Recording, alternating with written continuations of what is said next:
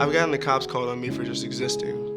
I'm not out here to make any enemies, but people are out here to portray me as one. And I've experienced this pretty much my entire life. For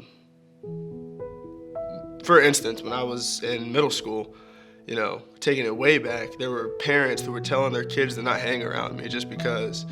And sure, I got in trouble, but what middle schooler didn't go to detention? I've been followed home by trucks full of people with Confederate flags in the bed. And this is just growing up in Eastern. So everyone thinks it's kind of I'm poking the bear or I'm asking for these things, but quite often I'm really just chilling. It doesn't matter who I am. I could be one of the biggest criminals, or I could be a black man with a PhD.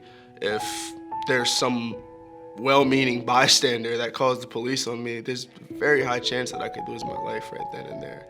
A 12-year-old boy with a BB gun gets shot within 2 seconds of a police officer pulling up, and I'm talking about Tamir Rice.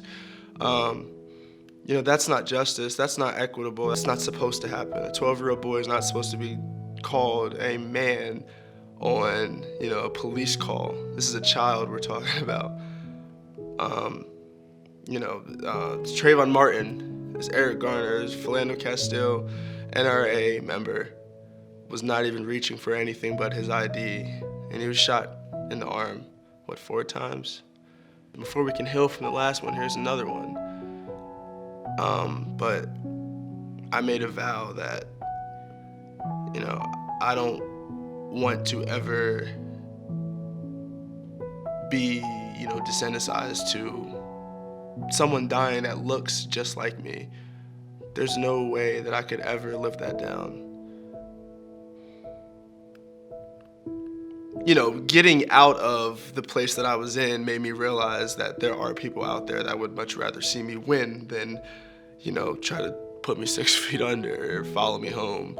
I think one of the toughest things is trying to explain to well-meaning, white people that some of the things that they do are inherently racist, and then them getting defensive about it as if, you're coming at them when really you're just trying to make them understand. And if